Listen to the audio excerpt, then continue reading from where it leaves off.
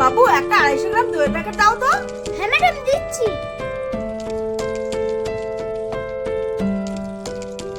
Madam দই তো হবে না, লস্যি হবে, দেবো? ঠিক আছে, দই যখন নেই তাহলে আর কিছু নেব না, আসছি। হ্যাঁ।